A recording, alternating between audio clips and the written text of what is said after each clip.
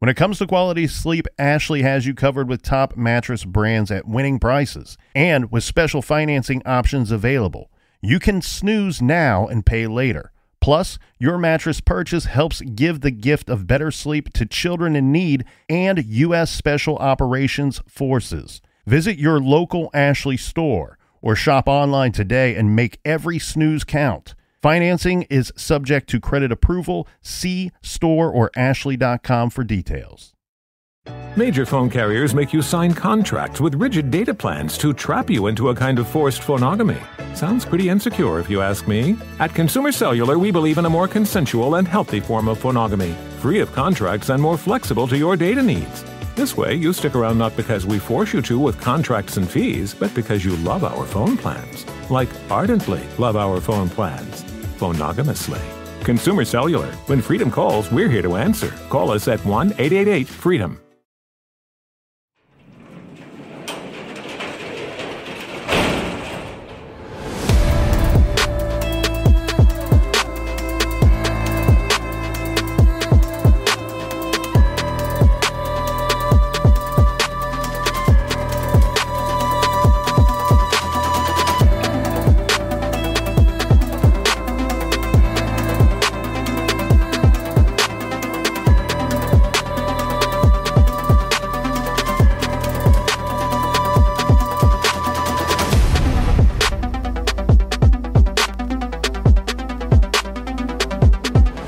Welcome to True Crime Garage. Wherever you are, whatever you're doing, thanks for listening. I'm your host, Nick, and with me, as always, ladies and gentlemen, the proud owner of a paperback copy of Cooking with Coolio, 5-star meals at a 1-star price.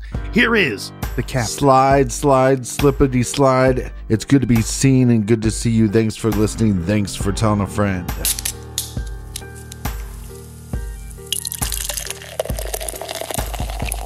Oktoberfest is technically over according to the official calendar, but here in the garage, we are just super festive, so let's let the celebration continue. This week, we are very happy to be featuring Spätzen Oktoberfest, your Meriton beer, so we're getting very festive over here in the garage. I hope I said that right. This is a dark copper-colored beauty, so you're going to want to pour this baby into a glass, and it is sure to put you in a festive mood as well. Garage grade 3 3/4 bottle caps out of 5. And let's give some cheers to our friends that are helping us celebrate today. First up, a big cheers to Rebecca from Ankeny, Iowa. And a big we like your jib to Dana Miller in Goshen, Indiana. And last but not least, we have Priscilla from Grand Rapids. Everybody we just mentioned went to truecrimegarage.com and clicked on the donate button, which helped us out with this week's beer run. And for that, we thank you. Yeah, BEERRUN beer run. Get you some. Go to the website store and buy yourself a hoodie. It's hoodie season. And we're going to be launching some more hoodies in the next couple weeks, so look out for those.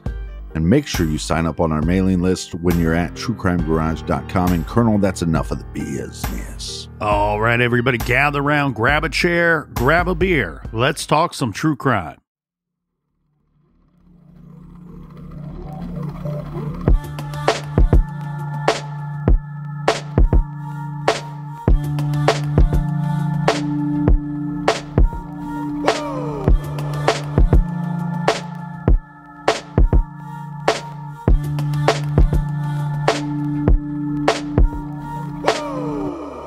This week's case takes us back to the great state of Virginia. Now, Virginia has not been a frequent stop for us here at True Crime Garage. In fact, in the first 6 or so years that we have been covering cases, I can only think of a few times that we dropped by this state that is home to the Blue Ridge Mountains and Chesapeake Bay. Rather, we have spent a great deal of time in other states, larger states, and sadly, states that were home to some strange and unsolved murders. States like Texas, California, Florida, and of course, we have spent a good deal of time in our own state, Ohio. But that does not for 1 second mean that Virginia or its people are immune to the tragedies that befell others in other states. Nor should one think that Virginia is without its share of some strange and unsolved murders. Why one would only need to look to the Colonial Parkway murders and the still unsolved Shenandoah murder cases to see that sadly, that is not the case. Both factually and unfortunately, none of our states of 50 are immune to any of this madness. Recently, we have seen an increase in cases covered here in the garage coming out of Virginia. We covered the Short family murders, the murder of socialite Danita Cutts, and Emma Compton Lane, all still unsolved. This is not to suggest an uptick in murders and crime in Virginia. No, we covered the Short family case just this last August, on the 20th anniversary of the crime. A sad reminder that justice is still needed. Danita's case dates back to the late 70s, and unfortunately, Emma's case is now over 5 years old. We are still holding out hope here in the garage on all of these cases. The cases we cover are suggested to us from our fine listeners, and that is because we are kind enough to allow them to steer this ship. More than one person emailed us about the still unsolved case of Amy Baker. A quick internet search turned up a short news piece from ABC 7 News on Your Side, WJLA.com, if you would like to read it for yourself. The piece is by Timothy Barber from back in August of 2020, and it's titled, "Murder Victim's Family Hopes Fairfax County Cold Case Website Will Provide Answers." The title is in bold, squatty little letters. I'm unsure of the font. And just below, there's a very nice picture of the young lady. It may even be a high school senior portrait. She has a pretty and somehow familiar face. Her smile is confident, and her eyes and expression are both full of promise. Sometimes, it might be okay to judge a book by its cover. This cover tells me she was a good kid. The picture also tells me that she is missed dearly. The story references a one Sue Baker. She's the victim's mother and angel here on Earth, still fighting for her daughter. The story gives a few details about the case, but it is more about introducing a new website for the public. One put together by the Virginia Fairfax County Cold Case Squad. Unfortunately, Amy Baker's 1989 case is just one of dozens that are featured on the website. The story ends by saying, "Click here to learn more about Amy's case and other cold cases." One click of your mouse will take you to a spreadsheet of unsolved cold case homicides from Fairfax County spanning from 1980 to 1989. Amy Baker's case and that same nice picture are found at the top of page 5. I am not happy to report that when I scroll through the pages, there are a couple of other names and photos of victims that I recognize.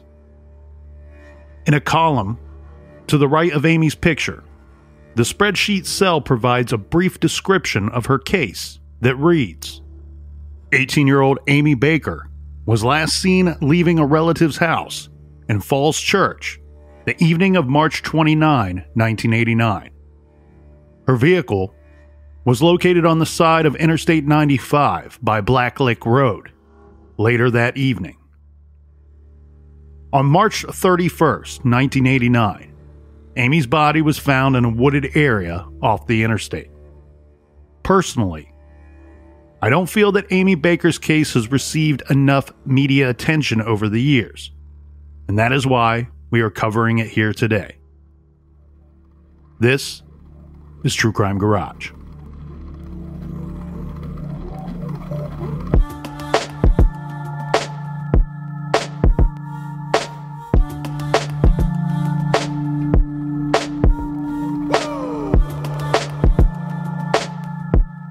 On the evening of Wednesday, March 29th, 1989, 18-year-old Amy Baker got in her car. She had just wrapped up a several-day visit to her aunt's house. This is her mother's sister, and she was visiting some friends as well in Falls Church.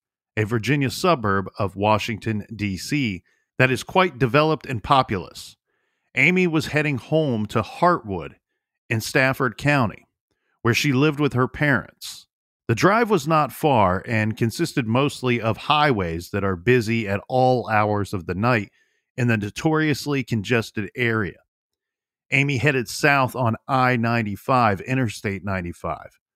Unfortunately, she never made it home. And by 11 p.m., Sue Baker, Amy's mother, was starting to get worried. She knew that Amy had left Falls Church around 8:20 p.m. Even in DC's crazy traffic, it would not have taken her 2.5 hours to get home to Fairfax. The trip should have taken under an hour.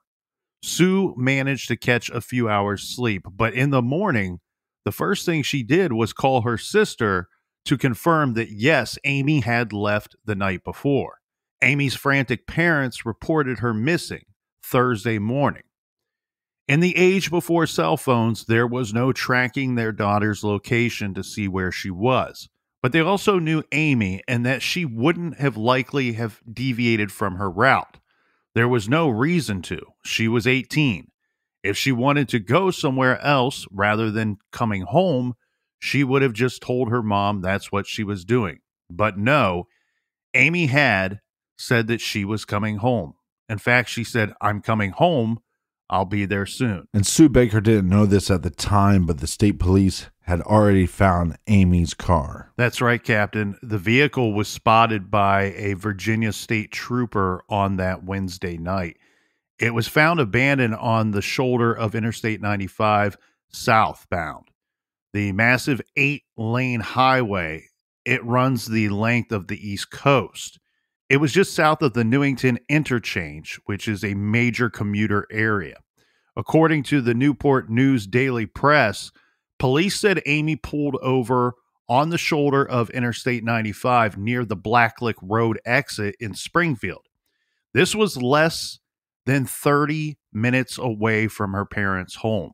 Her light blue 1970 Volkswagen Beetle was Amy's first car, and it was her pride and joy. Amy's vehicle was found with its flashers on by a passing officer. This is sometime after 10 p.m. on that Wednesday night. The police, seeing that it was abandoned and was a safety hazard, radioed to have it towed to an impound lot. That was about 2:45 a.m. Thursday morning. All right, so just to be clear on a couple things, because the timeline with all of these cases is one of the most important things that we will discuss here today. Amy's 1970 Volkswagen Beetle was spotted sometime after 10 p.m. by the state police. So that is fact. That's nothing that we can call into question there. Right. Also, what is fact is that state police called in to have it towed at 2:45 a.m. We've talked about this in other cases, Captain, where and when a vehicle is spotted by law enforcement, especially highway patrol, they're going to mark the vehicle. They're going to note the license plate, the description of the vehicle, the time that they see it abandoned on the side of the road, especially we're talking about a busy major commuter area, a congested traffic area, this Interstate 95 southbound. They're going to note all of these items, and they're going to allow a certain amount of time for the motorist, whoever they may be, to return to the vehicle and get the vehicle themselves off of the side of the road, whether it be to drive it away or have it towed. So in this situation, the vehicle is spotted by state police a little after 10 p.m. that Wednesday night.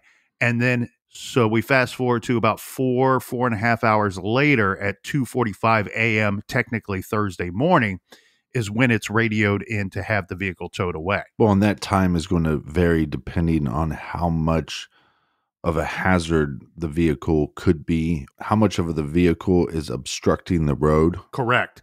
And in this case, the vehicle is cleanly off of the road.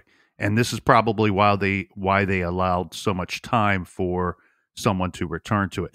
The interesting thing here, too, though, in the notations made by the state police will be that obviously it said that the vehicle was found abandoned. So this is not a situation where they come upon the vehicle and Amy Baker's inside or standing near the vehicle. This vehicle was abandoned, meaning the motorist, the driver, in this case it's Amy Baker, is not present when the state police find the vehicle shortly after 10 p.m. Well, very scary situation when your daughter does not come home after she says she's coming home. And then two, even more of a red alert situation when you find her car abandoned. Also of note here, Captain, it's important to mention that the vehicle was found unlocked. I'm a little unclear as to what this means. Does this mean that the state police found the vehicle unlocked when they first located it at 10 p.m., or was the vehicle discovered to be unlocked when it was eventually towed away at 2:45 a.m.? It sounds to me, if I had to guess, that likely the locks, the doors were probably not checked until it was time to tow the vehicle away. But what is of importance here is that, one, the vehicle was found unlocked, but it also sounds like they didn't do too much or go to too much effort to figure out who owned the vehicle or to search the vehicle itself before having it towed away. Well, you stated that the flashers were on. Correct. See, I'm going to disagree with you on this because the flashers were on. I would assume that law enforcement, when they come up upon the vehicle, one, they'd turn the flashers off, and that's probably when they noticed that the doors were unlocked. Before having it towed away. Yeah, because if you leave the flashers on, you run the risk of having the battery die. And if somebody is coming back for the vehicle, obviously they're not going to be able to move it if the battery's dead. That's interesting. And that's something that I would like to learn more about, because from my understanding, you would leave the flashers on as this is nighttime. Right. So that nobody smashes into this vehicle. What I'm curious about is if in fact that is the case, if they spot the vehicle and it's found a little after 10, flashers on, they leave the flashers on. Is that the indicator to the State Highway Patrol that the owner never returned to the vehicle and now it's time to tow it away? And again, I'm not a mechanic, but I'm guessing if you leave those flashers on for 4 hours, that your battery is going to be drained dead. The thing that I think is interesting here, though, is that the car is found unlocked. Again, I'm pointing out that I don't think that they took the time to check to see, one, the contents of the vehicle, but more importantly, who owned it, right? You check the glove box or you check something inside the vehicle, and you're likely going to figure out who owns this vehicle. And the reason why I think that that's a bit of a misstep here, and I know that we've discussed this before, they're finding an abandoned vehicle. That's one thing completely different. That's a completely different situation than what this situation is going to lead us to. Right. I don't know. It's frustrating looking back on this in hindsight, because you would think that if they did figure out who owned the vehicle, that they would be concerned that a young woman who had just turned 18 years old 2 weeks before, and inside the vehicle, we have a backpack, her purse containing her wallet, a paycheck, her clothing, her glasses are also found inside the car. So to me, if I happen upon this vehicle, I find those items in there. As an officer, I'm going to be concerned about finding these items in there. And just a little rant, because I know this is 1989, correct?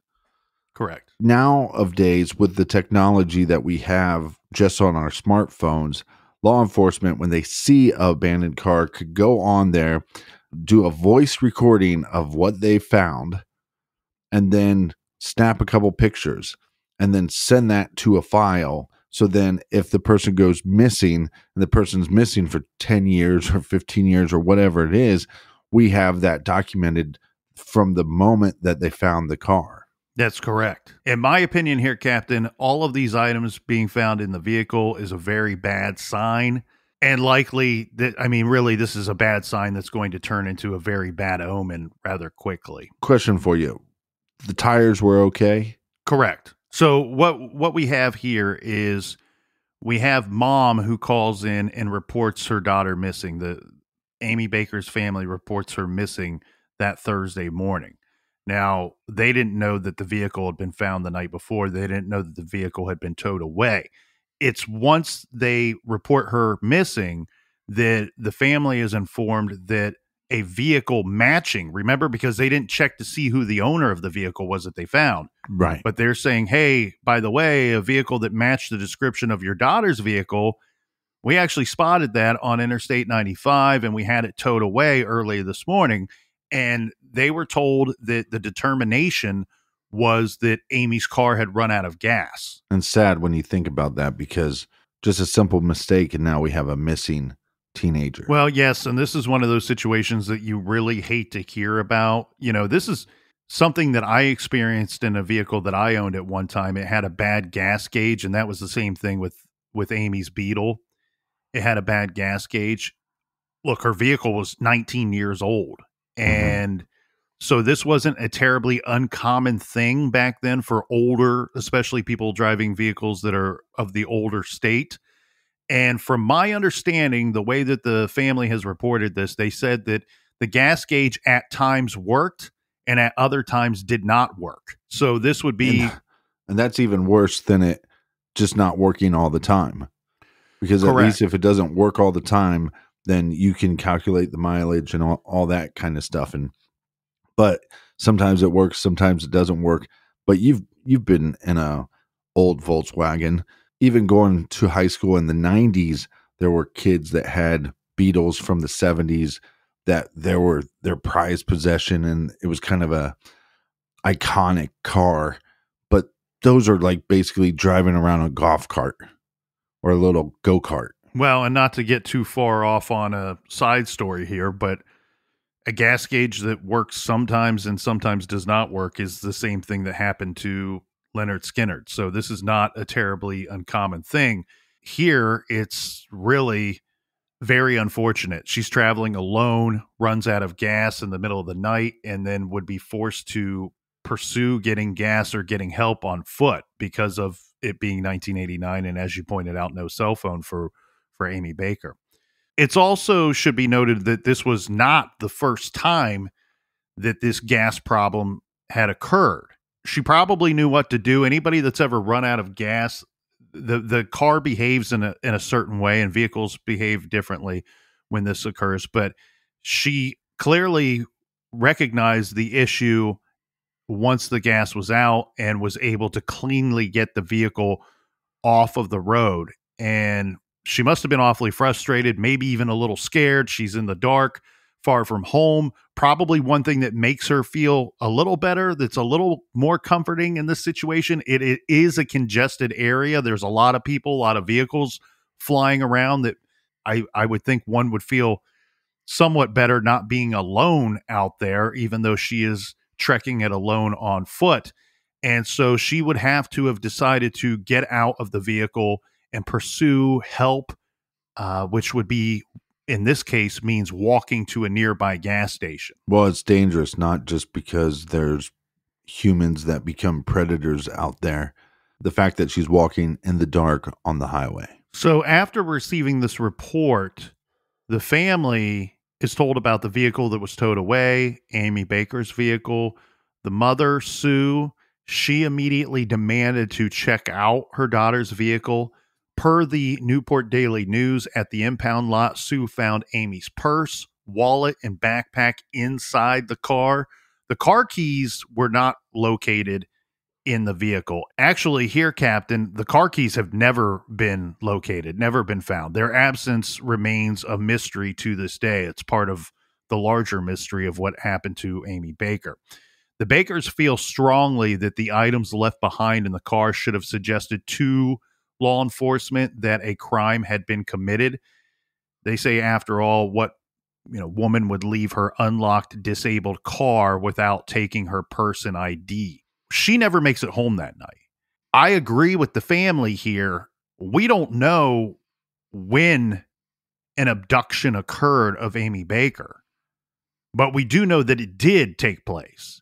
To me, this is a little more terrifying than I would think or to picture this situation, because this points out to me, and again, we'll stay water as we go through this timeline and stay fluid of the situation. But when I look at the early findings in this situation. It looks to me like the abduction may have occurred at the vehicle itself, or for some reason, whoever took her decided to return an item or two to the vehicle. I cannot see her getting out on foot, leaving the vehicle unlocked, and not at least taking her purse or her wallet. But again, we'll stay water as we go through this timeline. Well, and just, to throw out some hypotheticals, she could have assumed, because this happened before, that she just ran out of gas, put on her flashers, stood outside her car, and then she's abducted, like you said, outside of her car, leaving her valuable items behind. So the family is immediately concerned, and they are really worried that something horrible has happened to their daughter. But on the other hand, the police were not so quick to embrace a foul play situation as the operative theory. But come on, are they ever? I mean, you get missing person cases, they'll lean towards suicide or running away to start a new life before they ever lean towards foul play. This is from a Washington Post interview with the mother of the victim, Sue Baker. It says, quote, "I was beside myself and I was trying to get the Fairfax County Police to do something, but because Amy was 18, they considered her an adult and proceeded accordingly. They asked us if she might be running away from something and whether she might have abandoned her car. They later told us that they had sent a patrol car to drive along the shoulder where her car had been, and that a helicopter had taken a look, but no one saw anything suspicious." But Amy's family is left wondering, where is Amy?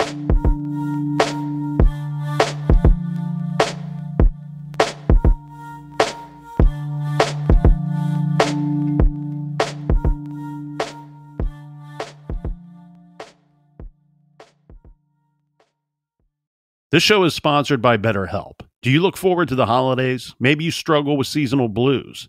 This time of year can be a lot, and it's natural to feel some sadness or even anxiety about it. But adding something new and positive to your life can counteract some of those feelings. Therapy can be a bright spot, something to look forward to make you feel grounded, and to give you the tools to manage everything going on. If you're thinking of starting therapy, give BetterHelp a try.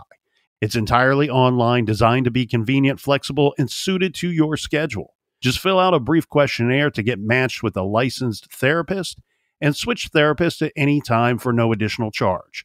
Find your bright spot this season with BetterHelp.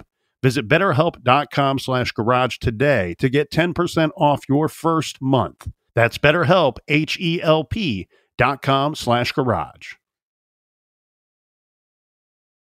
Major phone carriers make you sign contracts with rigid data plans to trap you into a kind of forced phonogamy. Sounds pretty insecure if you ask me. At Consumer Cellular, we believe in a more consensual and healthy form of phonogamy, free of contracts and more flexible to your data needs. This way, you stick around not because we force you to with contracts and fees, but because you love our phone plans. Like ardently love our phone plans. Phonogamously. Consumer Cellular. When freedom calls, we're here to answer. Call us at 1-888-FREEDOM. You can live out your MasterChef dreams when you find a professional on Angie to tackle your dream kitchen remodel. Connect with skilled professionals to get all your home projects done well. Inside to outside, repairs to renovations. Get started on the Angie app or visit Angie.com today. You can do this when you Angie that.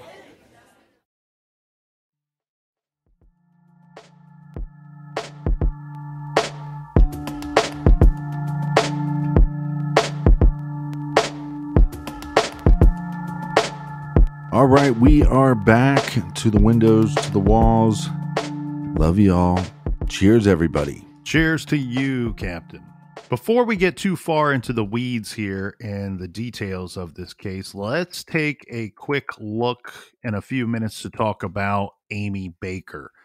And we learned a good deal about Amy, this all from a local paper, the Fairfax Times, that said the Baker family had moved only months before from Falls Church to the small community of Hartwood in Stafford County. Remember, we had said that Amy was visiting friends and relatives in Falls Church, so it makes sense that she would want to go there and visit these people for several days, as she is relatively new to where they are living now. The family, the Baker family, composed of Sue and Mark, who are Amy's parents, and her younger brother, David. And the family says, well, Sue says, we wanted a larger home with some land and to get away from the urban mess in Fairfax County. Amy's father, Mark, told the newspaper, we wanted a larger home with some land and to get away from the urban mess in Fairfax County. Amy Baker attended both Falls Church and J.E.B. Stewart High Schools. She played varsity field hockey, loved photography, and had plans to attend art school in Savannah, Georgia. She worked at the local mall as an event photographer, taking shots of children with the Easter Bunny and Santa Claus, for example. Sue Baker, her mother, said that as worried as she was when Amy didn't come home that night, she tried to tell herself that her daughter was now 18 and that as a mother, she had to start thinking of her daughter that way as an adult and not to be so overly protective. But when Amy failed to come home by 6 a.m., she said that she knew something was terribly wrong. So Mom started calling everyone that she could think of. She called the hospitals, towing companies, relatives, and the police. She called everyone. And that is when, after speaking with police, that she learned that the vehicle was spotted and found the night before. Well, we see this a lot with missing person cases where the family doesn't believe law enforcement is taking the case serious. And like we said, law enforcement tends to lean towards these ideas of, well, is there some conflict in the family? And did Amy decide to start a new life? My big issue with Amy's case, and you kind of leaned on this idea, her valuables, her purse, her identification, all this stuff she left behind. And the location of the vehicle itself seems like an odd placement for somebody that's choosing to run away, as police were hinting at in the early stages of this case.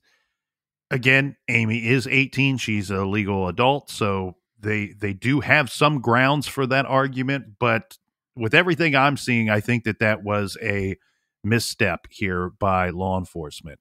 The mother, Sue Baker, she wasn't going to wait around. The Baker family was not going to wait around to have police come to their side and their way of thinking. In the police's defense, they did send a car. They did send a helicopter to kind of look around the area, but we're going to find some issues with that as well, as we will get to here in this next part. Not to come off as a bootlicker, but law enforcement deals with thousands of missing person cases where the next day the family is calling and saying, we found Amy, we found whoever that was missing, and they're home now and they're safe. Sue Baker and her sister-in-law, Mary Bellette, quickly threw together missing persons posters and getting ready to put them up, saying, quote, "Have you seen Amy Baker?" And keep in mind, this is 1989, so this is no small feat back then. It must have been a terrible feeling to be putting those posters together, that of your child, asking strangers and posting them at spots near her vehicle, hoping that a stranger calls with some type of information about your missing child, be it an adult child or otherwise. They distributed these posters all over the Newington area. Of course, they're also praying that Amy was somewhere safe and someone had seen her and has information to pass along to the family. The police said that they were taking appropriate steps to look into Amy's whereabouts. According to the then Fairfax police spokesman, Warren Carmichael, who gave a statement to the Washington Post, he said, in addition to a police lookout, a uniformed officer, an officer with a police dog, and a homicide investigator were sent on Thursday to a section of Interstate 95 just south of Blacklick Road, where Amy Baker's vehicle was found by a Virginia State Police trooper. A helicopter also searched the area, he said. Well, this exit area would make more sense if you saw a picture. It'll be on our Facebook, our Twitter, and Instagram page. This, and kudos to Amy Baker's family, this was not enough. This was not good enough for Amy's mother in particular. So on March 31st, Sue insisted that an officer meet her at the location where the car was found and that they would search the area together. So she's offering to help law enforcement and requesting that they be there when she is out there actively searching, boots on the ground, for her own daughter. Right. So here's what she told the Fairfax Times. She says, a police officer was supposed to meet us at noon that day, but they had gotten a call. So that officer that was scheduled to meet her at noon got called away to a different situation, a different unrelated scenario. And so no one ever showed up. So Mother Sue Baker says, well, me and my sister-in-law, we waited around about 45 minutes, and then we decided to start walking the area ourselves. You know, they weren't going to go out there for nothing. And so her and her sister-in-law, Mary, started walking the wooded area near the abandoned car's location. This was on Good Friday. And unfortunately, we will see why this will never be good for the Bakers ever again. Mary, the sister-in-law, told the Fairfax Times, we were walking around inside the clover leaf area of the exit ramp when I saw some bright colors among all of the brown leaves and twigs. I saw blue and white, and then I saw Amy. Devastating. I saw her, but my brain didn't register what I was seeing until Sue put her hand on my shoulder and screamed. That sort of brought me back to reality, end quote. Amy lay on the ground just about 200 yards from where her car had been found. Her body was covered with leaves. This was right near the Blacklick Road bridge over Interstate 395 in Newington. Do you find it odd that law enforcement didn't find her first? Yes. That's why I think it's important in the telling of this story, of this true crime story, to point out that law enforcement is saying, hey, we did do a brief search of the area. Given the description of how the body was found, I don't find it terribly weird that the helicopter above didn't spot Amy. What it points out to me more so, Captain, is that I don't think a lot of effort was made in that search. I agree with you. Now, a lot of our listeners, and I was doing this myself when I was looking into Amy's case, we like to get on the different map applications and really kind of scour the area. And we gave a great description of where the vehicle was found. Keep in mind that was Interstate 95, just south of Blacklick Road.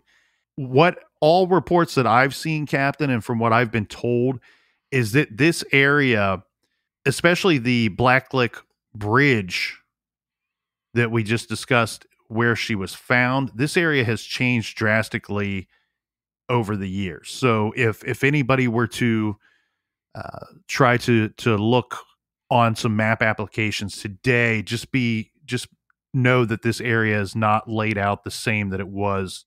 That's 33 years ago now. Sue went on to tell the Fairfax Times in her interview, I knew right away what I was seeing. It was my daughter. She was covered in leaves, but I saw the new tennis shoes she had just gotten for her 18th birthday sticking out, and I knew it was my daughter. So the two women, they flagged down a passing ambulance, and within 20 minutes, the area was cordoned off with crime scene tape and with officers and investigators on the scene. Mary told the Washington Post that the whole thing left a bad taste in her mouth. She was married to a policeman herself, but the family did not like the way that the Fairfax police handled this whole thing. Quote, I'm mad because her mother and I had to find her. It took us half an hour. The police department couldn't do it in 2 days, she said. Amy was a very sweet girl, Mary said. Her assailant didn't murder one little girl. He murdered a whole family. Well, I think the big word I would use to describe law enforcement in this search effort would be pathetic. And then obviously now we go from a missing person case to a homicide. The determination was that Amy had been beaten, sexually assaulted, and strangled. This, according to the autopsy. She had been dead for 2 days, which was sadly as expected. Her mother told the Fairfax Times they found change in the pocket of her khaki shorts, and a coroner's report estimated that it all happened within 30 minutes to an hour of when she left her car. So not a whole lot of time takes place between the time that Amy finds herself on the side of the interstate and when she is actually killed. Again, according to the coroner, 30 to 60 minutes roughly after Amy left her vehicle. Now, I do want to state the other problem with their pathetic search is once you find her, don't you believe that this is where the crime actually took place? So not only are you finding this missing person and now you know it's a homicide, but now you can preserve this scene, which is outside. You can do your best, but she's been out there for approximately 2 days. Right. No, but what I'm saying is if they would have done the search correctly, they would have found her probably 2 days earlier. That's correct. Yes. They did that cursory search earlier, and had they spotted her and found her then, they would have had a better, more preserved crime scene to be investigating. And you can't blame the Baker family for they have to be furious with this. Yeah, I mean, her body's located 200 yards from where the vehicle was originally spotted. So we're not talking like a great distance here. Now, this is real interesting to me here, Captain, and these are potential leads. And this is based off of the police requesting information in Amy's case.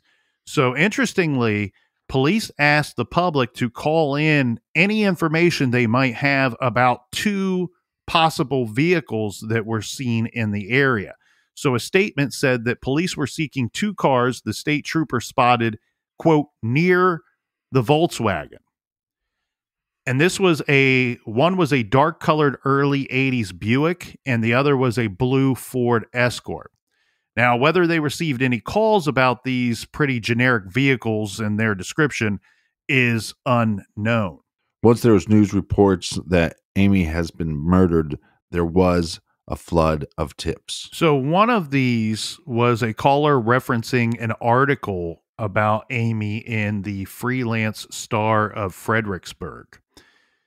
This caller was a female caller, and she called Crime Stoppers on April 3rd. Police believe the caller was from the Fredericksburg area. The caller was assigned identification number 6125, but has never called back again. Now, we don't know what this tip involved. We don't know the details of this tip, but the reason why this tip is important here, Captain, is in 2005, police said that they were renewing their plea for this person to call back. Quote, we believe there is somebody out there who knows about this case, end quote. This is according to the spokesperson, Warren Carmichael, right, for the Fairfax police, who goes on to say, quote, we hope that person will come forward, end quote. So it sounds to me like this woman, the caller who called in way back in April 3rd of 1989, that this caller hinted that she had some significant information about the case, but police received this information. They plea for her to call back. And according to everything I can find, she never called back. And that's easy to believe. One, because we have a second plea, public plea in 2005 requesting that she call back. Well, and some people are so scared to call in the first place. So you feel for law enforcement and you feel for the Baker family because this individual, look, They might have got scared. They might have gotten scared. The other thing that I worry about too is this person, we're talking about a significant amount of time in this case, right? We had just said 33 years roughly in this case. And in 2005, they're requesting that this caller call back in. This is after several previous requests. But 2005 still would have been 16 years after the fact. So if this female caller did have intimate details of the case or knew who was responsible for Amy Baker's murder, there's a chance that that person was not still with us or still around in 2005, be it alive or in the area or the region at all. Well, this case definitely has some interesting points to it. There's a lot of things that are very interesting to me here in this case, Captain. I feel like even though we're sitting here 33 years later, that there's still a possibility that this case could be solved. And there are some things that we're going to get into that are of evidentiary value that will point to the possibility of still finding Amy Baker's killer all of these years later. But even in the early stages of this investigation, look, we can't go back in time and make the police find Amy's body any sooner than it was eventually located. We can't go back in time and erase the 2 days that took place between the time of her death and when the body was found, and then preserve that crime scene even better. But we can take the things and the items that we know to be fact in this case and hone in on those and see what can be made of those. So one, we have police asking the public for help on these two vehicles that were spotted. The two vehicles that were spotted are very important to me for a couple of reasons. Right. One of the vehicles could in fact belong to the killer. Uh-huh. Or we have a situation where both vehicles do not belong to the killer, but could be potential witnesses or eyewitnesses to something. Even if they call in and talk to police and say that they didn't see anything at all, that is of value to the police because that goes into their timeline to say, well, these vehicles were within plain sight of Amy's vehicle and they didn't see Amy. They also didn't see the perpetrator. So we know that the perpetrator was a male. It was whoever's responsible for this is a male. Now, the two vehicles. Yes. Is there a chance that the tip that comes in that they were so concerned about that they were asking and begging the caller to call back and speak with investigators another time? Is there a chance that that caller was the owner or has information based off of one of those vehicles that was spotted? Because the vehicles that they're asking the public about, these aren't some random vehicles. Yes, they're pretty vague descriptions of the vehicles, but these are vehicles that were spotted by the patrol officer who was the one that noted the abandoned vehicle in the first place. And then factor in the situation of this female caller calling into Crime Stoppers. Look, that in itself points out that this caller likely wanted to remain anonymous because Crime Stoppers is a great way to provide a tip to law enforcement and remain anonymous. But this tip comes in on April 3rd. Amy Baker was driving home on March 29th. So 5 days later is when this tip is phoned in. And it's not even 5 days later when you think about it because she's not found until the 31st. So we really only have about 3 days between now we have a known homicide to when this tip comes in. How long did it take from the time that we have a known homicide and Amy Baker is identified as the victim that between that information going out to the public and this call coming in on April 3rd? I'm with police here. I feel like this tip, whatever it was that was stated in the information that this female caller gave to Crime Stoppers, was important to the investigators at the time and has remained important to the investigators for 33 years. I'm with them. I don't know what was said in that tip, but this tip is of high priority in this investigation. Well, it seems like this tip was priority to the witness, but then maybe they changed their mind, or maybe they just don't want to be involved.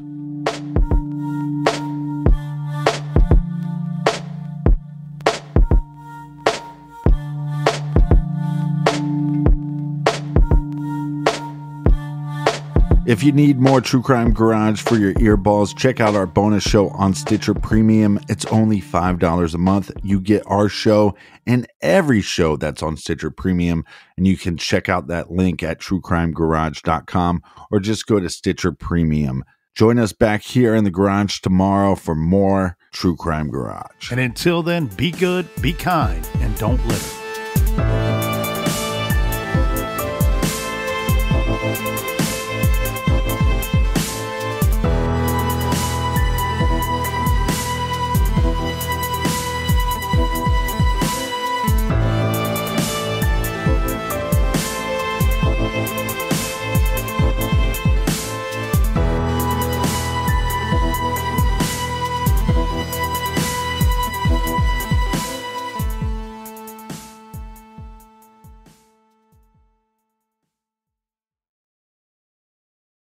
You can start your day off right when you find a professional on Angie to get your plumbing right first. Connect with skilled professionals to get all your home projects done well. Visit Angie.com. You can do this when you Angie that.